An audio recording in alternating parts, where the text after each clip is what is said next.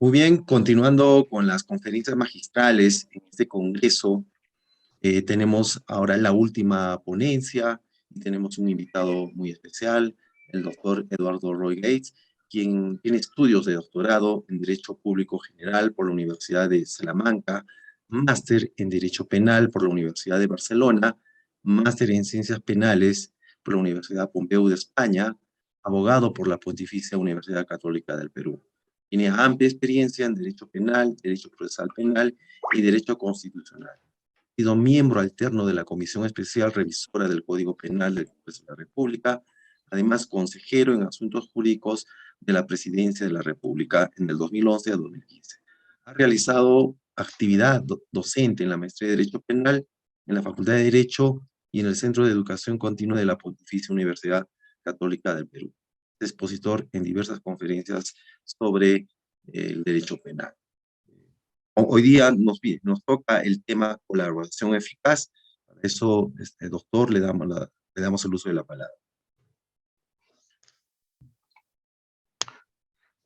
Muy buenas noches, señor Uriel Astete Ochoa, coordinador académico. Saludo en primer lugar a todos los asistentes y de manera especial al Colegio de Abogados de Arequipa, que organiza estas conferencias, así como la Academia Lauretana de Ciencias y Artes, y justamente este congreso es en ocasión de su bicentenario. Es un honor para mí poder participar en este congreso, en donde han participado exponentes nacionales e internacionales de alta categoría y han tenido la gentileza de invitarme a participar conjuntamente en esta oportunidad. Bueno, vamos a tocar un aspecto que resulta, desde nuestro punto de vista, importante en una serie de procesos penales que vienen desarrollándose actualmente en el país. Y es específicamente el tema relacionado al proceso especial de colaboración eficaz. Vamos a tratar de abordar una problemática que se presenta en el ejercicio diario, en la aplicación de este proceso especial, y específicamente nos vamos a referir a las medidas de coerción que pueden ser adoptadas en base a lo mencionado por un colaborador eficaz en su correspondiente proceso especial de colaboración eficaz. Es sabido por todos, lo hemos apreciado en nuestro sistema, que han habido una serie de medidas de coerción, específicamente me estoy refiriendo a la medida de prisión preventiva, que ha sido adoptada en muchos casos en base a afirmaciones formuladas por colaboradores eficaces. Bien.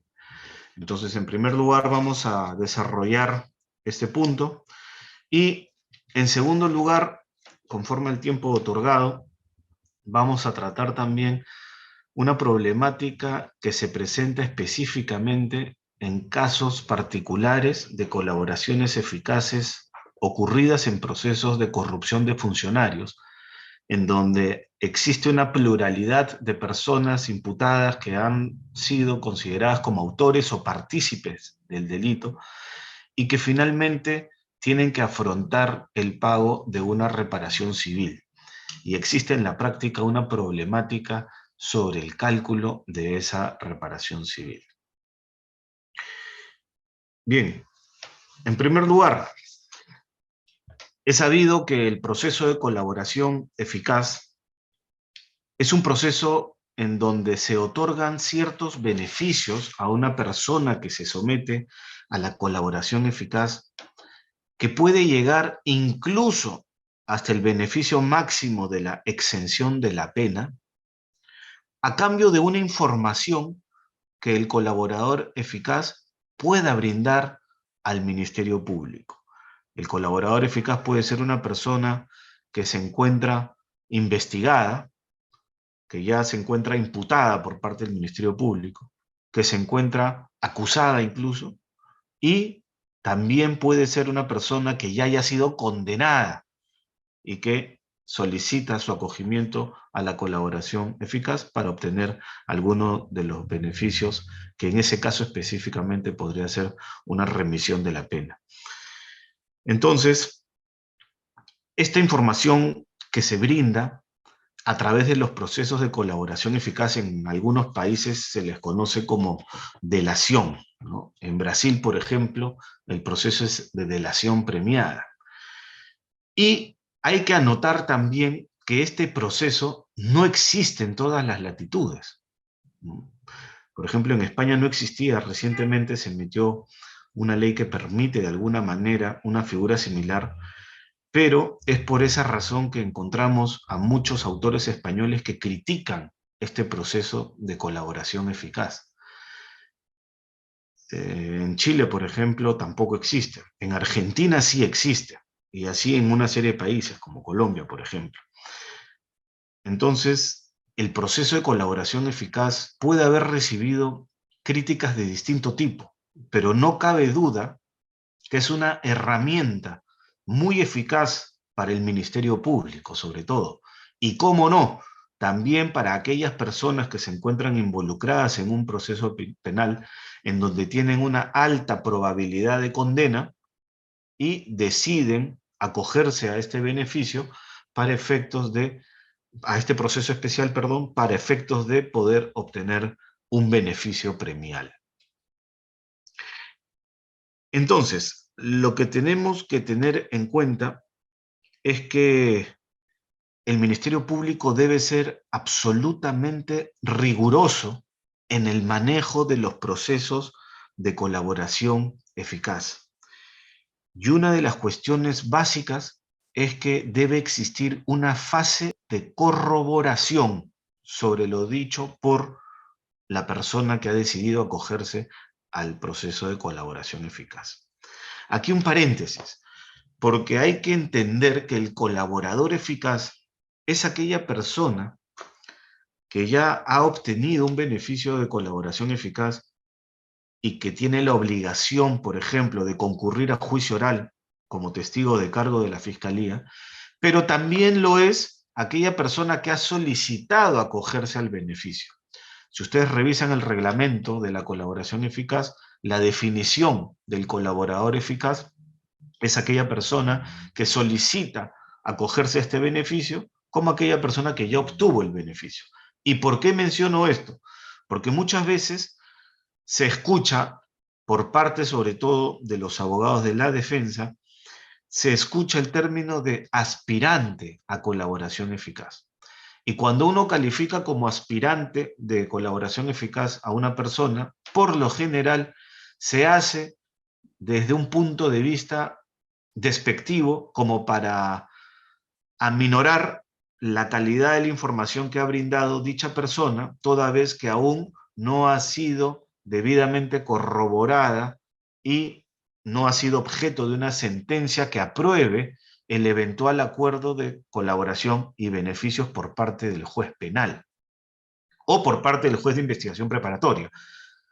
Porque desde la etapa de formalización de investigación preparatoria hasta la etapa intermedia, el que interviene es el juez de la investigación preparatoria, y si la colaboración eficaz se presenta para aprobación judicial en etapa ya de juzgamiento, entonces es el juez penal el que emite su resolución. Entonces, cuando se denomina como aspirante a colaborador eficaz a una persona, en realidad, jurídicamente, dicha expresión no es correcta, porque el colaborador eficaz, tal y como están definidos en las normas de la materia, específicamente en el reglamento de la colaboración eficaz, que es el Decreto Supremo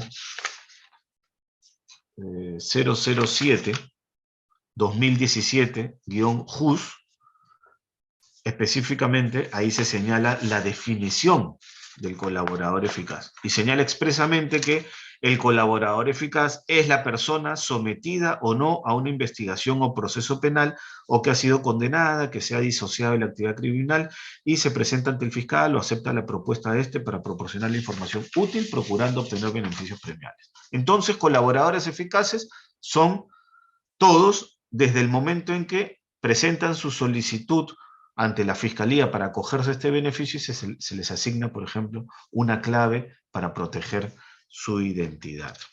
Entonces, existen muchísimos cuestionamientos al proceso de colaboración eficaz. ¿Cómo no? ¿Cómo no? Y uno de los principales es que es un proceso absolutamente reservado en donde no participa el abogado del imputado que es objeto de la delación efectuada por el colaborador eficaz. Este es un proceso que se hace, si se puede decir, y esto no es una crítica, sino que es una realidad objetiva, es un proceso que se hace a espaldas del imputado, porque el imputado solamente puede conocer sobre las afirmaciones de lo dicho por un colaborador eficaz en etapa de juzgamiento o en caso se haya solicitado una medida de coerción como una prisión preventiva en donde se hayan trasladado las declaraciones del colaborador eficaz en el cuaderno especial o en el proceso especial de colaboración eficaz hacia la carpeta de investigación fiscal, ¿no? Porque cuando un colaborador eficaz declara en el proceso especial, si es que un fiscal quiere utilizar dichas declaraciones y los elementos de corroboración para efectos de requerir una medida de coerción como la prisión preventiva, se encuentra en la obligación de hacer un traslado de la información. Pero ese traslado de la información evidentemente no es de todo el proceso de colaboración eficaz. Se transcriben las partes pertinentes de la declaración del colaborador y única y exclusivamente dicho traslado va firmado por el fiscal, no por el colaborador, obviamente. Bien. Entonces, solamente de esa manera el abogado del imputado puede conocer lo dicho por un colaborador eficaz y los elementos de corroboración que se hayan practicado respecto de lo dicho por el colaborador eficaz, ya sea en una audiencia de cualquier medida de coerción personal que sea solicitada por el Ministerio Público, como una prisión preventiva, por ejemplo, o un impedimento de salida del país, o una comparecencia con restricciones, cualquiera de esas medidas, o ya en la etapa de juzgamiento, en donde, si el colaborador eficaz continúa estando con clave, incluso se puede seguir custodiando su identidad. Entonces, resulta absolutamente necesario que se realice de una manera muy prudente por parte de la Fiscalía dicha fase de corroboración, y esto se hace necesario para poder guardar el respeto al derecho fundamental a la persona humana, a la libertad personal, por ejemplo, cuando se hace un requerimiento de prisión preventiva, así como al derecho a la presunción de inocencia del cual gozamos todos los ciudadanos, y específicamente al debido proceso. Resulta indispensable que se exija que esta información incriminatoria que puede brindar el colaborador eficaz haya sido debidamente corroborada por el Ministerio Público, obviamente de una manera previa al requerimiento de una medida de coerción personal y con mayor razón de manera previa a la imposición de una sentencia condenatoria en base a lo dicho por un colaborador eficaz. Vamos a revisar un poco los antecedentes de esta ley de colaboración eficaz que están reguladas en nuestro Código Procesal Penal como un proceso especial. Y encontramos el primer antecedente en el año 1992, en el Decreto Legislativo 25582.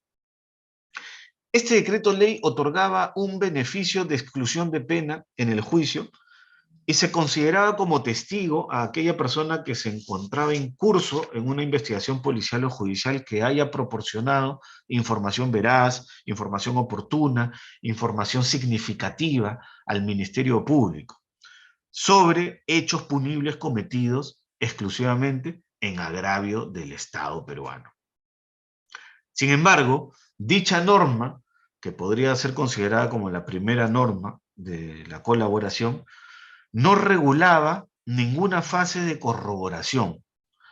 Solamente señalaba que el beneficio que se otorgaba en virtud de estas declaraciones podía ser otorgado por los jueces con criterio de conciencia. y previa opinión favorable del Ministerio Público, pero no imponía al Ministerio Público una obligación de realizar una correspondiente fase de corroboración de los dichos del colaborador. Posteriormente, en el año 2000, teníamos la ley 27378. Esta ley establecía ciertos beneficios por colaboración eficaz en el ámbito de la criminalidad organizada. Tampoco se dispuso expresamente en esta norma una fase de corroboración propiamente dicha. Sin embargo, en su artículo 11 se señalaba que el fiscal, como consecuencia de las entrevistas que previamente podía sostener con los colaboradores eficaces, podía disponer actos de investigación que resulten necesarios. Y a su vez podía disponer que sea la policía la que realice las correspondientes indagaciones y que posteriormente eleve un informe policial hacia la Fiscalía. Adicionalmente, esta ley 27378, en su artículo 13, sancionaba con denegatoria la realización del acuerdo cuando el fiscal no haya corroborado categóricamente lo dicho por el colaborador eficaz. Entonces aquí podemos encontrar una exigencia implícita, no explícita, pero sí por lo menos implícita, para que el fiscal se encuentre de alguna manera en la obligación de corroborar categóricamente lo dicho por el colaborador. De lo contrario, podría ser objeto de una denegatoria de la aprobación del acuerdo por parte del juez penal. Posteriormente, nuestro código del año 2004, que ha sufrido algunas modificaciones también en el proceso especial de colaboración eficaz, incorporó en su libro quinto diversos procesos especiales, dentro de los cuales se encuentra el proceso de colaboración eficaz. Y específicamente, en el artículo 475 establecía las diligencias previas a la celebración del acuerdo. En el artículo 475.2 se señalaba expresamente que el fiscal, como consecuencia de las entrevistas realizadas con la persona que había decidido someterse al proceso especial de la colaboración eficaz, daría curso a una etapa de corroboración, disponiendo la investigación de actos necesarios para establecer la eficacia de la información proporcionada. En estos casos también se podía derivar que la corroboración la realice la policía y para que sea la policía la que realice las indagaciones previas y eleve un informe policial al Ministerio Público. A su vez, y esto es algo importante, el artículo 476.2 indicaba que el fiscal, y este artículo continúa hasta la actualidad igual, indicaba que el fiscal mediante decisión inimpugnable denegaría la realización del acuerdo si estimaba que la información proporcionada no permitía la obtención de beneficio alguno por no haberse corroborado suficientemente sus aspectos fundamentales.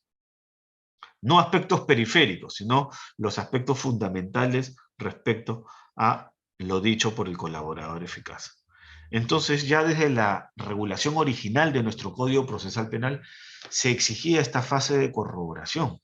Y es importante porque si no se generaría un efecto perverso que podría tener muchos costes en el proceso penal, como por ejemplo, si fuera fácil acceder a una colaboración eficaz y a los beneficios que se pueden obtener, sin una debida fase de corroboración, esto se convertiría en un incentivo perverso para que personas que quieran obtener un beneficio den declaraciones falsas ante el Ministerio Público con la única motivación de obtener un beneficio, sin necesidad de que esos dichos sean verdaderos. Entonces, la fase de corroboración resulta absolutamente importante. Por ejemplo, cuando una persona es objeto de una medida de detención preliminar, es muy común que durante esos 10 días de detención preliminar, muchas de las personas que son detenidas preliminarmente deciden acogerse a una colaboración eficaz, porque después de esa medida de detención preliminar, muy probablemente va a venir un requerimiento de prisión preventiva por parte del Ministerio Público, que puede llegar hasta 36 meses. Entonces, las personas que son objeto de una detención preliminar, muy posiblemente deciden acogerse al mecanismo de la colaboración eficaz para efectos de evitar que el Ministerio Público posteriormente les haga un requerimiento de prisión preventiva. El día de hoy, en un caso emblemático, un caso conocido, en horas de la mañana ha sido dispuesto judicialmente la detención preliminar de 4 personas. Algunos de ellos ya han sido capturados. Y que no nos extrañe que de aquí a 10 días alguno de esos detenidos salgan en libertad porque el Ministerio Público no les ha solicitado, no les va a solicitar prisión preventiva en virtud de que se pueden haber acogido a una colaboración eficaz. Entonces, esto de acá muchas veces también puede ser utilizado por el Ministerio Público como un mecanismo de presión. Y es ahí en donde hay que tener cuidado, porque el único motivo que puede tener un juez para disponer una medida de detención preliminar es si se cumplen los requisitos establecidos por nuestro Código Procesal Penal. No porque va a ser de utilidad al proceso para presionar a las personas y que se sometan a un proceso de colaboración eficaz. Eso en realidad no sería aceptable bajo ningún concepto. La medida de detención preliminar debe imponerse única y exclusivamente cuando concurren los requisitos establecidos en el Código Procesal Penal. Pero por lo general ocurre en la práctica lo que hemos mencionado. Esas personas que son materia de una detención preliminar se someten pues a colaboraciones eficaces porque hacen un cálculo, obviamente, sobre las posibilidades que tienen de enfrentar el proceso en libertad bajo el esquema de la colaboración eficaz o enfrentar el proceso con una prisión preventiva de 36 meses en algunos casos. Muy bien, en cuanto a nuestra legislación actual sí prevé expresamente una fase de corroboración, y esto se encuentra específicamente en el reglamento del Decreto Legislativo 1301, que fue el decreto legislativo que modificó el Código Procesal Penal para dotar de eficacia al proceso especial de colaboración eficaz. Y se modificaron algunas normas.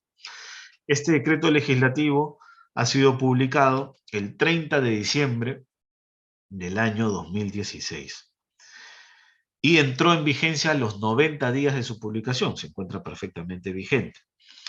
En la exposición de motivos de dicho decreto legislativo se señala lo siguiente: se señala que el proceso de colaboración eficaz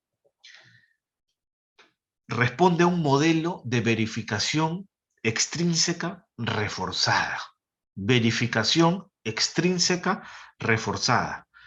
¿Y qué implica ello? Que no será suficiente que las pruebas autónomas corroborasen aspectos periféricos y o aspectos accesorios de la declaración del arrepentido o del colaborador, sino que sería necesario que la corroboración fuera referida al contenido de su testimonio, ¿no?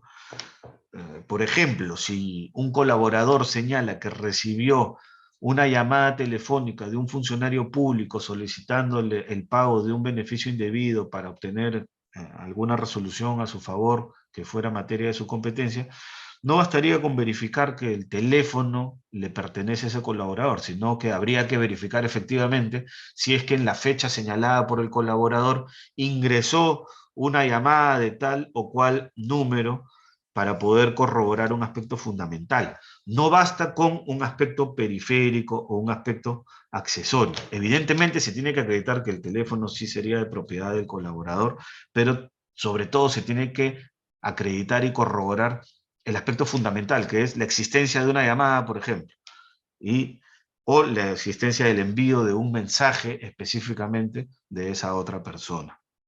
Entonces, la simple declaración incriminatoria de un colaborador o de una persona que se muestre arrepentida resulta insuficiente para destruir la presunción de inocencia de la cual gozamos todos los ciudadanos. Entonces, la anterior legislación adolecía de muchos defectos, ¿no? Por ejemplo, no tenía la identificación de las fases de ese proceso. Ahora nosotros podemos encontrar que el proceso de colaboración eficaz tiene distintas fases. En primer lugar, existe una fase de calificación. En la fase de calificación, el fiscal tiene que ver la solicitud del colaborador, o puede instar también el fiscal a una persona que se someta a una colaboración, eso es perfectamente posible, sin presionarlo, obviamente, pero sí tiene que informarle que tiene esa posibilidad. Y en esa etapa de calificación, el fiscal tiene que evaluar la posibilidad que lo que el colaborador va a declarar puede ser corroborado o no. Se señala de manera general cuáles son los aspectos sobre los cuales el colaborador va a declarar, y el fiscal tiene que hacer una evaluación sobre si esa información puede ser corroborada o no puede ser corroborada. Es una primera evaluación. Y si sí puede ser corroborada, entonces se le asigna una clave. Una clave que en muchos casos el colaborador decide renunciar, porque hay colaboradores que pueden develar su identidad, que no tienen problema en que se señale públicamente que son colaboradores eficaces. También puede ocurrir. Eso depende del colaborador, ¿no?, con su abogado defensor. Pueden presentar un escrito solicitando la develación de su identidad. Pero en la etapa de calificación, el fiscal realiza ese primer análisis y se asigna una clave al colaborador. Inmediatamente después tiene que partir la fase de corroboración. Ya se encuentra regulado expresamente en el reglamento. Después de la fase de corroboración viene una etapa de celebración del acuerdo, en donde existe una negociación entre el fiscal, el imputado y su abogado defensor, perdón, y también el agraviado, que en muchos casos es el Ministerio Público, perdón, la Procuraduría, porque en la mayoría de los casos en donde existe colaboración eficaz, estamos hablando de que el afectado es un bien jurídico supraindividual, como casos de lavado de activos, corrupción de funcionarios, y por lo general va a participar la Procuraduría como abogado del agraviado, en defensa de la persona que ha sufrido las consecuencias del delito, ¿no? Entonces, en esa etapa de celebración del acuerdo es una negociación en el buen sentido de la palabra entre el imputado y su abogado defensor con el fiscal y a su vez con la Procuraduría. Si la Procuraduría, o si no existe un actor civil que se haya constituido en el proceso, entonces el fiscal también tiene que velar por la reparación civil. Si existe el actor civil constituido, el fiscal ya no tiene esa facultad. Después viene ya el propio acuerdo de colaboración y beneficios, que es la redacción del acuerdo, que tiene una serie de normas. Y finalmente viene el control y la decisión jurisdiccional, en donde se puede aprobar el acuerdo o se puede denegar la aprobación del acuerdo. Y por último también hay una etapa que es la etapa de revocación del acuerdo, en caso se incumplan las obligaciones que han asumido las partes, ¿no? Específicamente si el imputado incumple las obligaciones. Por ejemplo, si el imputado se obliga a ir al juicio oral para poder ser sometido a un interrogatorio y contrainterrogatorio en el juicio oral, y después no acude, entonces obviamente podrá leerse su declaración. Estamos ahorita en un problema en la práctica similar. Podrá leerse su declaración en el juicio, pero también puede solicitarse la revocatoria de los beneficios otorgados por una sentencia probatoria del acuerdo de colaboración y beneficios. Bien, entonces nuestro código señala ya el reglamento señala ya todas estas fases de corroboración del proceso de colaboración eficaz. Y hay que tener presente que la simple declaración incriminatoria de un colaborador eficaz no es suficiente para poder destruir el principio de la presunción de inocencia, o la presunción de inocencia propiamente dicha, de la que gozan todos los ciudadanos. A su vez, tenemos que el mencionado decreto legislativo 1301, que es el decreto legislativo que modificó el Código Procesal Penal para dotar de eficacia al proceso penal al proceso especial de la colaboración eficaz, regula a partir del artículo 473 todas las normas del proceso de colaboración eficaz, pero es importante mencionar que el artículo 476.2 se ha mantenido desde su redacción original, ese no ha sido objeto de una modificación, que señala que el fiscal puede denegar ante una o mediante una decisión de carácter inimpugnable la realización de un acuerdo si estima que la información que ha sido proporcionada por el colaborador eficaz no permite la obtención de los beneficios por no haberse corroborado suficientemente sus aspectos fundamentales. Y esto es así porque tenemos que entender que no existe un derecho a ser colaborador eficaz. No existe un derecho, es un proceso especial que regula el proceso, pero es el fiscal el que tiene que, el fiscal del caso, es el que tiene que evaluar si es que los dichos del colaborador pueden ser debidamente corroborados para efectos de otorgarle el beneficio. Y esta decisión es inimpugnable. Yo no tengo un derecho a ser colaborador eficaz, ¿no? La ley me permite acceder a este proceso en la medida que cumpla con los requisitos establecidos en la norma. Y uno de esos requisitos es que mis dichos puedan ser corroborados y que efectivamente se corroboren durante la fase de corroboración del proceso especial. Pero si no existe esa acreditación de que se pueden corroborar, entonces el fiscal puede denegar tranquilamente la celebración del acuerdo o puede denegar el proceso de colaboración eficaz. También hay que tener presente que en un proceso de colaboración eficaz, el fiscal puede recibir declaraciones del colaborador eficaz respecto de otras investigaciones fiscales. Y esto es una obligación, no pueden existir distintas colaboraciones eficaces. La persona que se somete a un proceso de colaboración eficaz es un colaborador eficaz del Ministerio Público. Y dentro de ese proceso de colaboración eficaz, el colaborador eficaz puede brindar información sobre otras investigaciones que se estén tramitando en otras carpetas fiscales que incluso se pueden estar tramitando en otras fiscalías, ¿no? Y puede obtener beneficios en la sentencia de colaboración eficaz tanto respecto del proceso que lleva el fiscal, respecto del cual él ha decidido acogerse al proceso de colaboración eficaz, como de procesos que se tramitan, o de otros procesos que se tramitan ante la misma fiscalía, o de otros procesos que se tramitan ante otras fiscalías. ¿Bien? Por otra parte,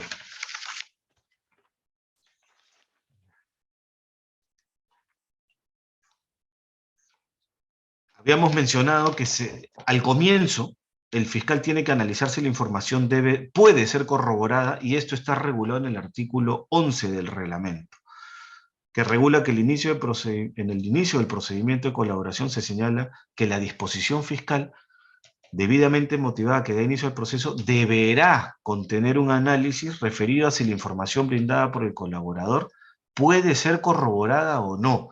Es decir, esto no es una facultad del fiscal, el fiscal está obligado a realizar ese análisis sobre si la información brindada por el colaborador puede ser o no materia de una corroboración.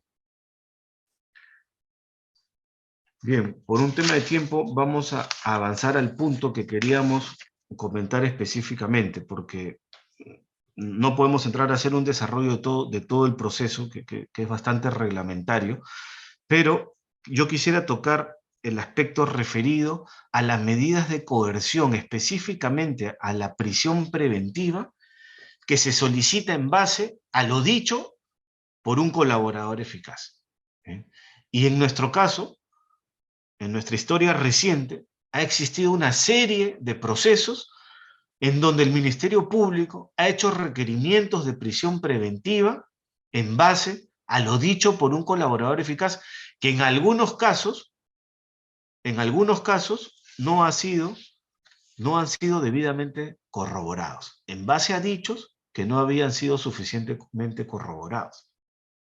Existen supuestos, por ejemplo, en donde un colaborador eficaz se había sometido en la noche de un día X a la colaboración eficaz y al día siguiente en la mañana, en base a lo dicho por ese colaborador eficaz, se solicitaba inmediatamente el requerimiento de prisión preventiva de otra persona.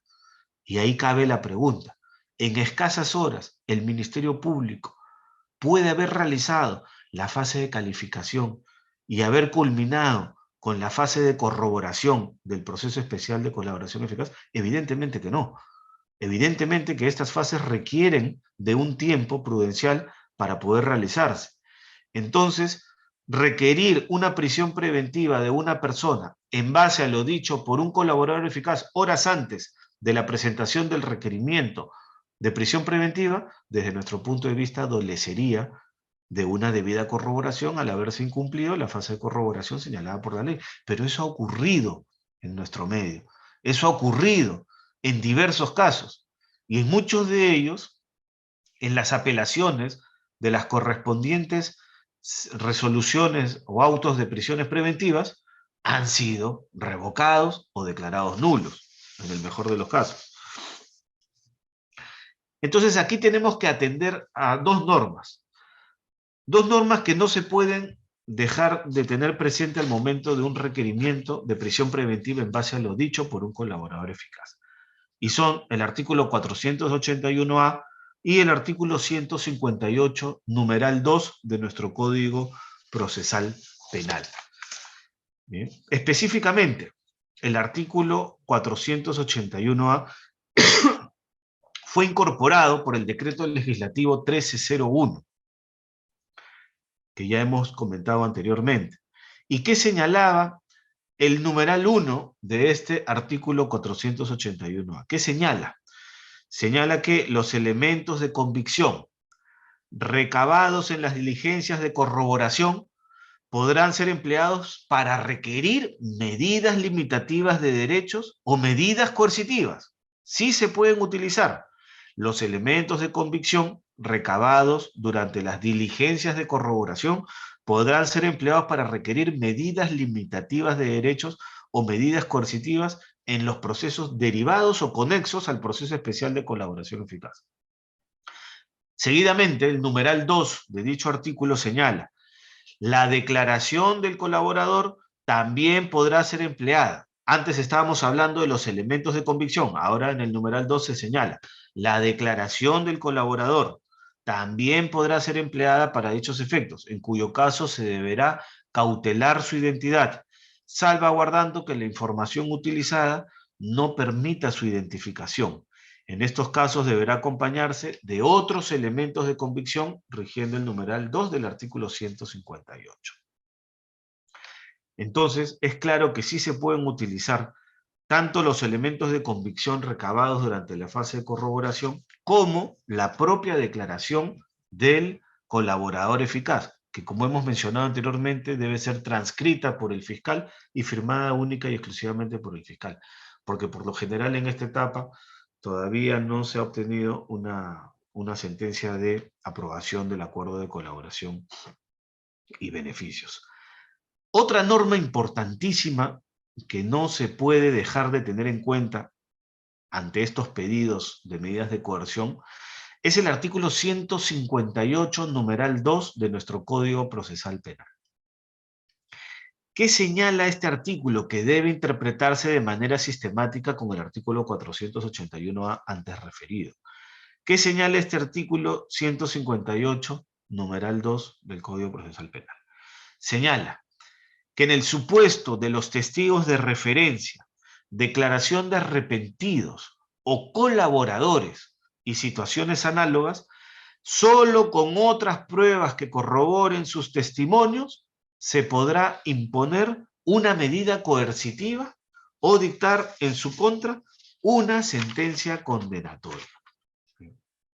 Entonces, queda clarísimo que no basta con una declaración única, simple, del colaborador para poder hacer un requerimiento de medidas de coerción, sobre todo cuando se está pretendiendo afectar el derecho fundamental a la libertad personal, es decir, cuando se está requiriendo la prisión preventiva, pero también cuando se requieren otro tipo de medidas coercitivas, como el impedimento de salir del país o una comparecencia con restricciones.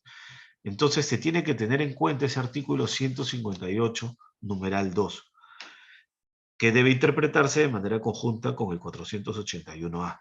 Y al respecto, existe una resolución emitida por la Corte Suprema en el recurso de nulidad número 2138-2016, Lambayeque. Esta sentencia es del 10 de febrero del 2017, así como hay una serie de sentencias posteriores, pero esta es una de las primigenias. ¿Qué señala esta sentencia? En particular señala, o en concreto señala, que la declaración de un colaborador no corrobora la declaración de otro colaborador. Porque si estamos diciendo que no basta con la única y sola declaración del colaborador, sino que ésta tiene que ir acompañada de otros elementos de corroboración obtenidos durante la fase de corroboración del proceso especial de colaboración eficaz para efectos de pedir una prisión preventiva, se podría decir, bueno, entonces presento yo como Ministerio Público una declaración del colaborador y como elemento de corroboración de esa declaración del colaborador presento esta otra declaración de este otro colaborador que dijo lo mismo. Entonces, evidentemente, la declaración de un colaborador no corrobora la declaración de otro colaborador. No necesariamente son verdad o mentira, pero el Ministerio Público y el Poder Judicial no podrían aceptar una corroboración de lo dicho por un colaborador simple y llanamente en virtud de la declaración de otro colaborador que no aporta absolutamente ningún elemento de convicción para corroborar sus dichos.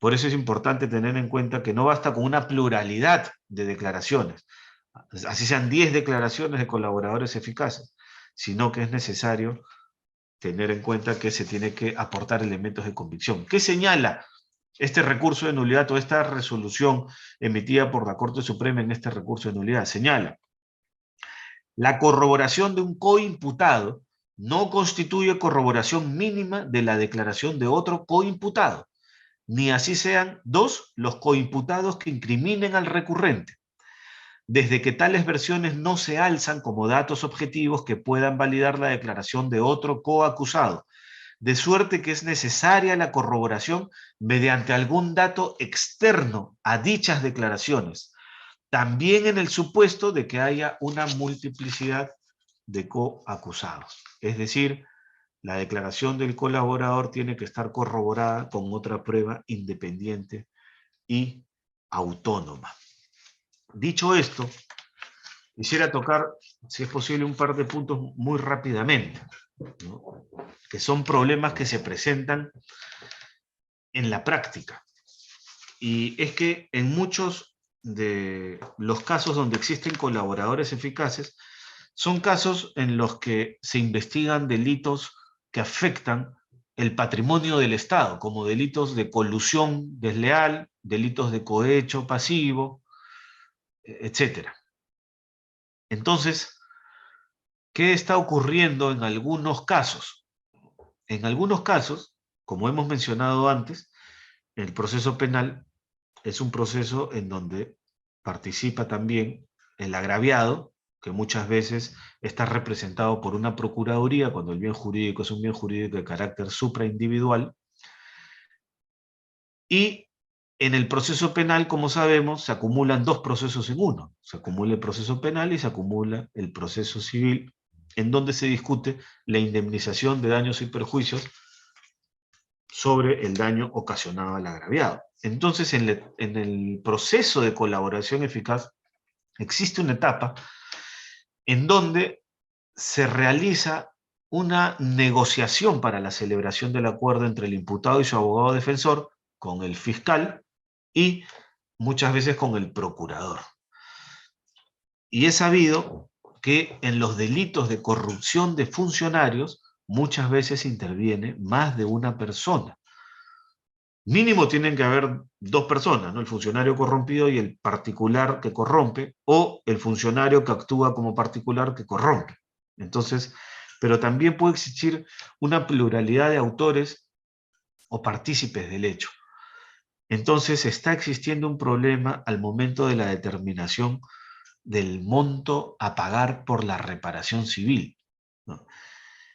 Y es sabido que en algunos casos se están negociando pagos de reparaciones civiles que tienen que ir obviamente al agraviado, pero estos pagos de reparaciones civiles se les estarían determinando tanto al autor de un delito como a los partícipes. Y es cierto que en un hecho delictivo podemos tener autores y partícipes, pero el hecho delictivo es uno solo. El hecho generador de un daño es uno solo, porque no existe la reparación civil derivada del delito. Lo que existe es la reparación civil como consecuencia de un hecho generador de un daño que a su vez puede ser considerado ese hecho generador del daño como un ilícito penal, como un delito. Pero no es que el delito genera el pago de una reparación civil. El hecho dañoso es el que genera el pago de una reparación civil. Entonces, el hecho generador de un daño es uno solo y pueden haber una pluralidad de autores y partícipes en ese hecho. Y todos serían solidariamente responsables del pago del 100% de la reparación civil. Por eso es que son solidariamente responsables, no de forma mancomunada, sino solidariamente responsables, pero del 100% de la reparación civil. Entonces, ¿qué ocurre en aquellos casos, por ejemplo? Pongamos un ejemplo hipotético, en donde haya existido una colusión desleal, en donde la persona que ha obtenido, que ha ganado una determinada licitación, reconoce su hecho delictivo, pero a su vez reconoce que también participó como postor acompañante en otras licitaciones. El postor acompañante es el que se le conoce como aquel postor que presenta una oferta, por lo general, más elevada que la del postor que finalmente gana la obra, pero de manera concertada. Es decir, se presentan, por ejemplo, 3 o 4 propuestas, pero ya se sabe que va a ganar la persona respecto de la cual ya se acordó que sería el postor ganador. Pero necesitan de la participación de los demás para darles un viso de licitud a ese proceso amañado. Entonces acuerdan que otros postores van a presentar ofertas por montos más elevados. ¿Para qué? Para que sean descalificados y que finalmente se le otorgue al postor. ¿Qué ocurriría en ese caso? En donde estamos ante un hecho generador de un daño, que es la colusión existente entre todos. Porque todos, en el ejemplo planteado, serían autores y partícipes de un hecho generador de un daño. Y para esto tenemos una ley especial que regula el pago de la reparación civil del Estado, que tiene unas fórmulas bastante complejas y específicas para efectos de calcular el pago de la reparación civil. Es perfectamente posible hoy en día realizar un cálculo específico, determinado, del monto que se debe pagar por reparación civil. Entonces, ¿qué ocurre si el representante del agraviado exige el pago de la reparación civil del 100% del hecho generador del daño al autor del delito, pero a su vez también se le exige el pago de la reparación civil a los que acompañaron, en el supuesto que sean también colaboradores eficaces? O en el supuesto de aquella persona que se sometió a la colaboración eficaz, mencione que adicionalmente a ese hecho ha participado en otras licitaciones como acompañante y que se le quiera cobrar también por ese hecho. Desde nuestro punto de vista, en ese aspecto, habría que revisar bien los criterios porque consideramos que el hecho generador del daño es uno solo y ese hecho generador del daño tiene que generar el pago del 100% de una reparación civil que es perfectamente determinable hoy en día con la ley de la materia. Entonces, si el agraviado desea cobrar de manera distinta, lo que correspondería sería que de ese 100% se le cobre un porcentaje a la persona que ha obtenido la licitación de manera fraudulenta y otro porcentaje de ese 100% a los que participaron. Pero no se puede pretender cobrar el 100% al postor ganador y otro porcentaje adicional a ese 100% a los que participaron, porque se estaría cobrando un monto superior al que corresponde conforme a ley. Esto lo menciono simplemente para manifestarles un problema práctico que se viene dilucidando en distintos procesos sobre colaboración eficaz, pero que sin duda alguna entendemos también que cada parte en un proceso tiene la obligación de defender de la mejor manera los intereses que representa. El abogado del imputado a su imputado, el abogado del agraviado, que en algunos casos son los procuradores, a su representado, que es el Estado, y obviamente el fiscal tiene el deber de actuar pues, con la mayor probidad también. Dicho esto, quisiera agradecer a todos los organizadores de este congreso, en especial el Colegio de Abogados de Arequipa. Muchas gracias por su atención. Muy amables. Queremos agradecer al doctor Eduardo Roy Gates por la disertación de la 24ª Conferencia Magistral denominada Colaboración Eficaz en la Práctica de la Defensa Penal. Si es que hubiera alguna duda o alguna intervención, los invitamos a participar. Pueden levantar la mano en las opciones o en todo caso activar su micro.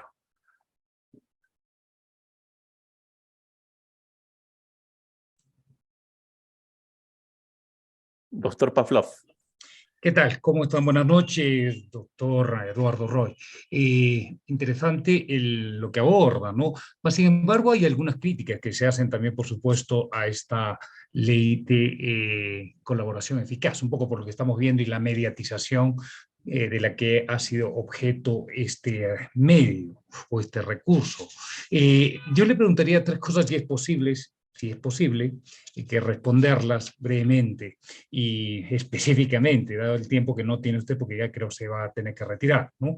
El caso, por ejemplo, del objetivo de la norma o del beneficio de la colaboración eficaz, es promover precisamente que existan más personas o gente pues, que se acojan a este beneficio y que la Fiscalía pueda manejar también con más libertad el tema de la negociación y los acuerdos, ¿no? Pero dos preguntas me surgen, diríamos un poquito de las 5 que tenían más o menos programadas. El tema de la disminución de la pena sin límites. No existe un quantum para disminuir la pena, digamos, que pueda ser también beneficiosa, ¿no? A fin de que sea eficaz también esta colaboración eficaz. Y el otro, su opinión con respecto de los peligros de promover la colaboración eficaz y, diríamos, disminuir la pena de tal manera que pueda darse una cierta subjetividad o arbitrariedad por parte del Ministerio Público o un excesivo beneficio, lo que podría promover la impunidad finalmente de los imputados, en este caso. Esas serían las dos preguntas, si quiere, de pronto podría absolvernosla en este momento. Muchas gracias, doctor Valdivia, por sus preguntas, que sin duda alguna son muy, muy interesantes, ¿no? Y justamente ese es uno de los puntos que no hemos podido abordar en esta disertación, pero el tema de los beneficios que se obtienen a través de del proceso especial de colaboración eficaz, en efecto, no tienen una regulación, sino que quedan específicamente a discrecionalidad del fiscal, ¿no? El fiscal puede otorgar una exención de la pena, puede otorgar una suspensión de la pena, puede hacer una condena condicional, una suspensión de la ejecución de la pena, o puede hacer una remisión de la pena en casos de que sean condenados los que se acojan a la colaboración eficaz. Tiene toda esa gama de posibilidades para poder otorgar los beneficios. Y la pregunta que salta inmediatamente, como usted bien lo anota, es ¿y bajo qué criterios puedo llegar a la exención de pena?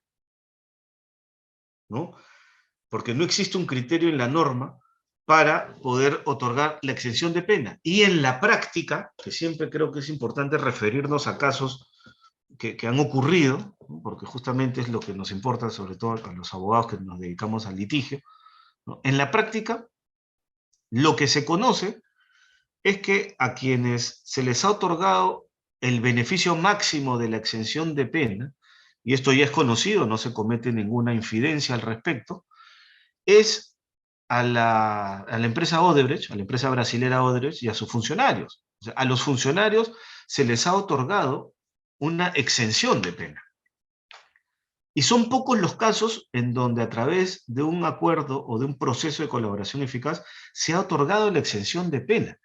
Conozco 2 o 3 casos, no conozco más casos, perdón, en donde se haya otorgado el beneficio máximo de la exención de pena, porque eso queda específicamente a discreción del fiscal, y ahí se tiene que evaluar un tema de oportunidad.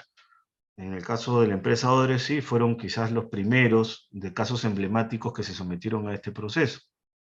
Un tema de calidad de la información entregada, sí, efectivamente se le permitió al Ministerio Público contar con una serie de información que les permitió abrir más de 40 carpetas fiscales, que hoy en día tiene sus problemas, ¿no? Porque ese acuerdo, como es de público conocimiento, también ha sido objeto ahorita de una suspensión por parte de las autoridades de Brasil en virtud de ciertas controversias que aún tienen que dilucidarse entre el Ministerio Público y las autoridades de Brasil, ¿no?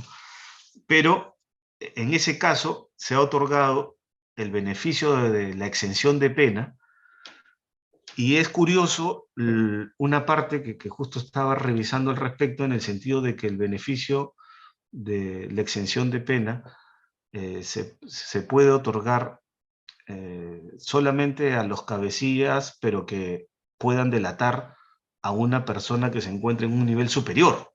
Cuando se trata de un jefe o cabecilla que también puede acogerse a una colaboración eficaz, cosa que no ocurría en la legislación original, hoy en día sí se puede acoger el propio jefe o cabecilla, pero tiene que delatar a una persona que se encuentre en un nivel superior.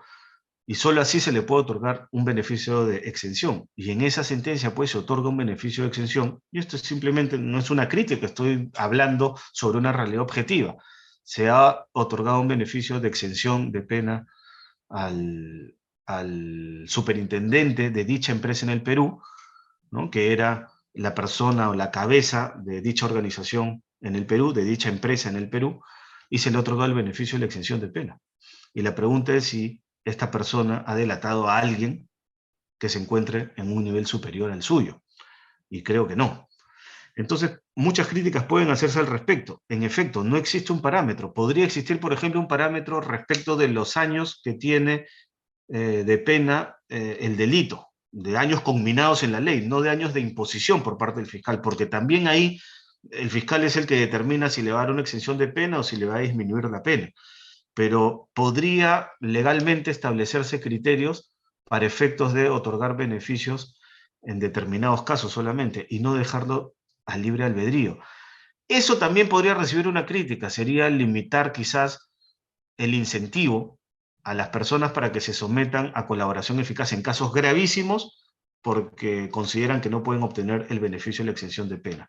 Yo creo que sí podría hacerse, porque incluso un beneficio de suspensión condicional de la pena va a ser mucho mejor que una sentencia condenatoria efectiva. Entonces, siempre el incentivo va a existir para los colaboradores eficaces que decidan someterse a este proceso. Y en cuanto a la segunda parte de su pregunta, de la arbitrariedad que podría cometerse por el Ministerio Público, sin duda alguna. Sin duda alguna aquí se deja abierta la puerta para la arbitrariedad, porque como lo hemos mencionado antes, no es que uno tenga el derecho a someterse a la colaboración eficaz, es el fiscal el que va a evaluar. Y dependiendo de la importancia que el fiscal le dé a la información brindada por el colaborador eficaz, el fiscal va a decidir, en primer lugar, si acepta la colaboración eficaz, y en segundo lugar, si le otorga o no le otorga un beneficio, tal o cual beneficio. Mejor dicho, si le otorga la exención, la suspensión de la pena, ¿no? Una disminución de la pena o una remisión en el caso de los condenados. Es el fiscal el que va a determinar cuál va a ser ese beneficio. Y obviamente el colaborador eficaz tendrá un margen de negociación en la medida que la información que haya brindado el Ministerio Público sea de la importancia tal que se convierta en información de utilización indispensable para el Ministerio Público para poder sustentar requerimientos acusatorios en otros casos o solicitudes de medidas de coerción en otros casos. Pero sin duda alguna puede caber el ejercicio de una arbitrariedad por parte del Ministerio Público. Y es por eso que existía un proyecto de ley que actualmente continúa en el Congreso, tengo entendido, en donde se quería modificar esta legislación de colaboración eficaz y en donde se quería poner un mayor control al proceso. Por ejemplo, una cuestión que desde mi punto de vista resultaba un poco absurda. Se quería exigir la participación de un fiscal superior durante todo el proceso de la colaboración eficaz y específicamente en las declaraciones del colaborador. Entonces, si ya hay un fiscal provincial a cargo del proceso de colaboración eficaz, no se puede exigir la presencia de un fiscal superior en un proceso que está llevando el fiscal provincial. Justamente porque el fiscal superior va a ser el que pueda opinar o resolver cualquier tipo de incidencia que pueda ocurrir en el proceso principal también. Entonces, medidas como esas, desde mi punto de vista, apuntaban a ejercer un mayor control sobre el proceso de colaboración eficaz. A su vez, se quería reducir el plazo de la colaboración eficaz. Y sabemos que los procesos de colaboración eficaz son procesos que demoran por lo general. Y los podemos ver todos los días, ¿no? Normalmente, los procesos de colaboración eficaz en nuestro país, lo que se han obtenido son prisiones preventivas. Hasta la fecha, no existe, bueno, de los casos emblemáticos, digo, ¿no? Hasta la fecha no existe, perdón, una sentencia condenatoria importante en base a las colaboraciones eficaces. Entonces, sí, probablemente se podría dotar de un mayor control al proceso llevado a cabo por el fiscal provincial para que no exista esta arbitrariedad, pero también hay que tener en cuenta que estos procesos de colaboración eficaz no se llevan en todos los casos, solamente en casos emblemáticos, sobre todo en fiscalías especializadas, y se entiende pues que las fiscalías especializadas están cubiertas por fiscales que están debidamente preparados, como ocurre en la gran mayoría de los casos, ¿no? Eso es lo que podría responder, y nuevamente agradezco por la pregunta formulada. Muchas gracias. No, gracias a usted, doctor, muy amable. Muchas gracias. Adelante, por favor, con su interrogante al doctor Alexander Robles Sevilla. Muy buenas noches, gracias. Gracias, profesor Eduardo Roy, por su intervención, ha sido muy esclarecedora. Quisiera hacerle dos preguntas puntuales y van de la mano respecto a las interrogantes anteriores, ¿no? En la actualidad ya se va aceptando con mucha más facilidad que existe un escenario de negociación en la colaboración eficaz. Incluso ya hay artículos que tratan de implementar teorías como la teoría de los juegos, teorías de negociación. Y en ese escenario, aprovechando su experiencia de litigante, ¿cómo podríamos nosotros afrontar un proceso de colaboración eficaz y dosificar la información que aportamos? Porque ciertamente, como usted ya lo ha referido, el fiscal tiene amplia discrecionalidad para determinar cuándo se corrobora una información. En ese sentido, ¿cómo nosotros podríamos dosificar esa información, saber hasta cuándo dar o quizás no dar hasta no tener avances en la negociación, ¿no? Esa sería mi primera duda. Y la segunda duda, que va de la mano también con lo anterior, actualmente también se aplica la colaboración eficaz para las personas jurídicas a través de una ley que justamente sacó el Congreso, el Ejecutivo, perdón, con la finalidad de asegurar el pago de la reparación civil, ¿cierto? En esos casos en los cuales se ha aplicado esta colaboración de personas jurídicas, ha sucedido que muchas veces la persona jurídica quien negocia es el representante, ¿no? A quien se designa para negociar en ese momento. Sin embargo, esta persona a veces quizás por desconocimiento, por no tener la totalidad o el panorama completo de los hechos, otorga determinada información que solamente obedece a uno de los casos o a determinados hechos que están objeto de investigación. Pero también puede ser el caso, como usted también lo ha referido en su exposición, que existan otros casos distintos, otros hechos diferentes. Entonces, en el caso de que se llegue a un acuerdo sobre hechos denominados así A, y después se descubra que más adelante, conforme avanza la investigación, que había más hechos B y C donde ha participado también esta persona jurídica, ¿usted considera que debería ser tomado quizás como, digamos, un hecho indiciario para demostrar que no existe voluntariedad de cooperar? O quizás podría interpretarse pues de manera neutral, ¿no? De que la persona jurídica solamente aportó aquello que consideraba que era delictivo, ¿no? Esas son mis dos preguntas, profesor. Muchas gracias. Muchas gracias por la pregunta.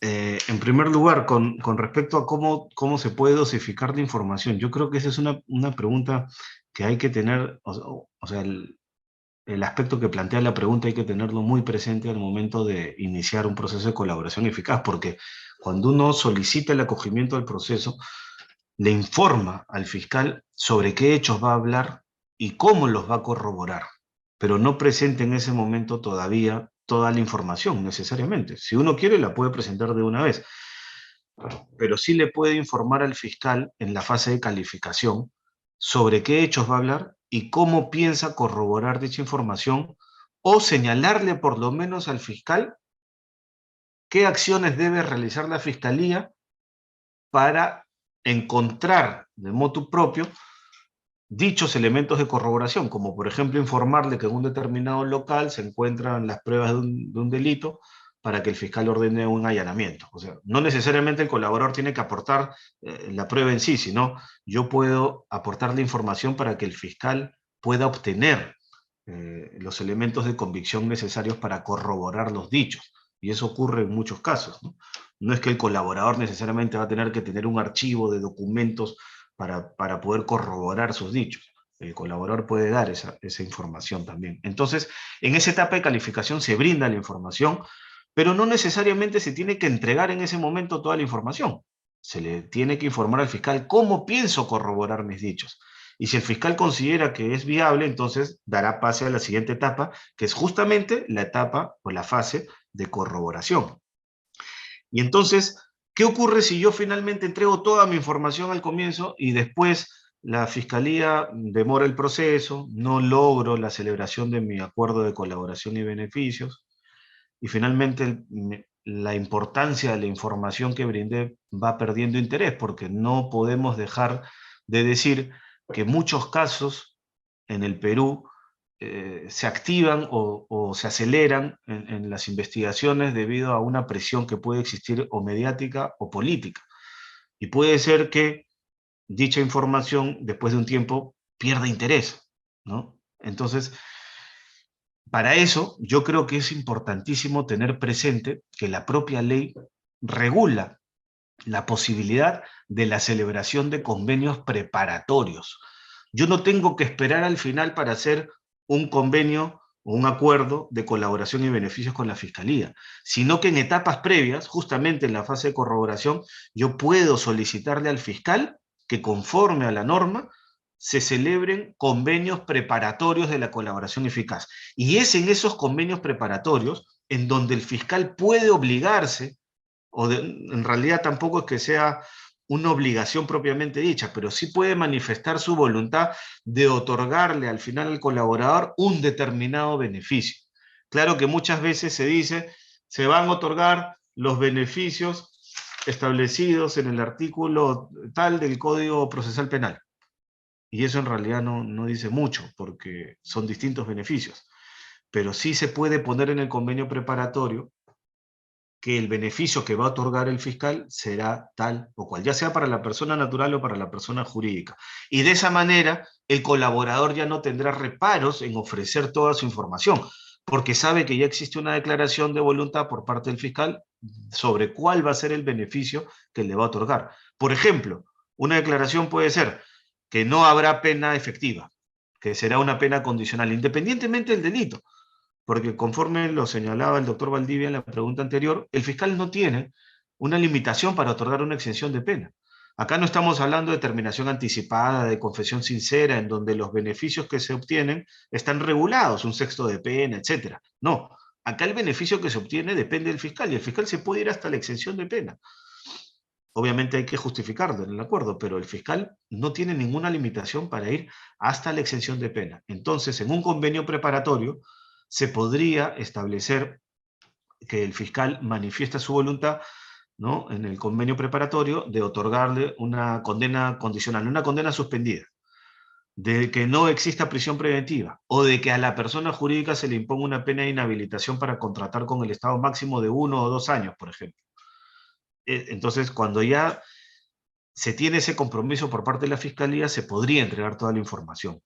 Pero también ocurren en la práctica algunos problemas. ¿Qué pasa si se cambia de fiscal? Ha ocurrido en la práctica.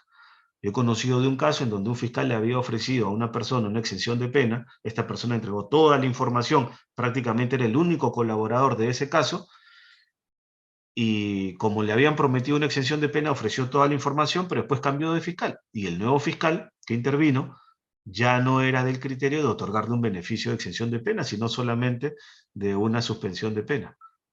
Y eso evidentemente le ocasionaba un perjuicio al colaborador. Eso puede ocurrir. Puede haber cambio fiscal, puede haber cambio de equipos, etcétera, ¿no? Eso en cuanto a la dosificación de la información. Y en cuanto a su segunda pregunta, cuando el colaborador eficaz es una persona jurídica, y esto es algo muy importante, porque al comienzo las personas jurídicas no podían ser objeto de colaboración eficaz. Pero evidentemente, en una organización lo que interesa no solamente es salvar a las personas, salvar entre comillas, sino también permitir que la empresa siga operando en el mercado, pese a que pueda haber participado en la comisión de un delito grave. Y es por eso que resulta importante la incorporación de las personas jurídicas como sujetos pasibles de someterse a un proceso de colaboración eficaz. Entonces la pregunta era que cuando el representante de la persona jurídica de repente negocia y otorga una información solamente de un caso, pero no de otros casos, ¿no? Y ahí yo creo que habría que diferenciar, porque pueden existir dos supuestos. Una persona jurídica es colaboradora en el caso A, pero existe un caso, o mejor dicho, existen hechos que podrían dar origen a un caso B y C.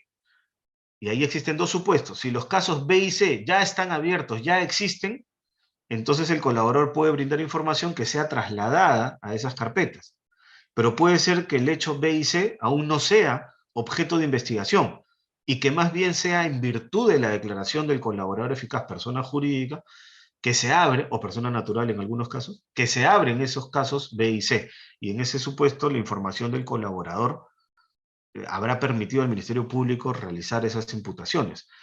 Yo creo que lo que no podría ocurrir en una colaboración eficaz efectuada por una persona jurídica es lo siguiente. Si una persona jurídica tiene 3 procesos de investigación abiertos y en uno de ellos se somete a colaboración eficaz, reconociendo su participación en los hechos, pero también ha participado en los otros 2 procesos, debería declarar su participación en esos otros 2 procesos, en esos 2 hechos, debería declararla en el proceso de colaboración eficaz, porque si no, es como tener un paraguas con hueco, ¿no? Porque yo me puedo cubrir, pero si tengo un hueco por donde me voy a mojar, al final simplemente me voy a mojar. Entonces, en una colaboración eficaz yo tengo que narrar absolutamente todos los hechos, por lo menos los que se encuentran ya en investigación, en los que he participado. Porque de nada me va a servir obtener una exención de pena en un proceso de colaboración eficaz cuando me van a condenar en el proceso 2 o en el proceso 3. Entonces, cuando una persona jurídica se somete al proceso de colaboración eficaz, lo lógico es que brinde información sobre todos los casos en donde reconoce una participación delictiva. Puede ser que no haya participado en otros procesos y que se encuentre investigado, y lo que corresponderá ahí sería hacer una defensa pura y dura y no una colaboración eficaz. Pero si sí ha participado y hay altas probabilidades que existe una condena, entonces lo lógico es que en el proceso de colaboración eficaz se mencione su participación en todos los hechos. Y por último, era importante lo que mencionaba sobre la ley que permite el pago de la reparación civil al Estado. Esta es una ley bastante compleja, sobre todo el reglamento. Tiene unas fórmulas polinómicas de determinación de la reparación civil, pero es una ley que ha ordenado el cálculo de la reparación civil, ¿no? Como ustedes saben, antes el cálculo de la reparación civil en un proceso penal era muy complejo de determinar, dependía muchas veces de aspectos subjetivos. Hoy en día, con la ley mencionada de reparación civil, del aseguramiento del pago de la reparación civil al Estado, que se están aplicando en la mayoría de los casos emblemáticos, señala expresamente un procedimiento de determinación del pago de la reparación civil. Y lo que es importante ahí es ver también los años de inhabilitación que le ponen a la empresa, ¿no? Porque si es una empresa que durante 4 años no viene trabajando y adicionalmente le van a poner 4 años más de inhabilitación para contratar con el Estado, en realidad la empresa probablemente no logre sobrevivir en el mercado. Y la idea de esta ley también es que la empresa pueda continuar operando en el mercado, porque a veces estamos hablando de empresas que le dan trabajo a miles de personas, a miles de familias. Entonces en la economía también no puede haber un impacto tan negativo como simplemente decir disolución y liquidación de la sociedad. Entonces, por eso es que esos aspectos que no necesariamente la Fiscalía los evalúa, considero que sí deben ser evaluados para efectos de poder aplicar una sanción justa y correcta, ¿no? Muchas gracias. Reiteramos nuevamente nuestro agradecimiento al doctor Eduardo Roy Gates por su destacada participación en la ponencia magistral denominada Colaboración Eficaz en la Práctica de la Defensa Penal.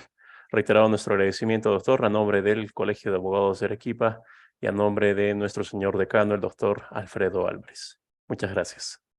Muchísimas gracias. Buenas noches a todos.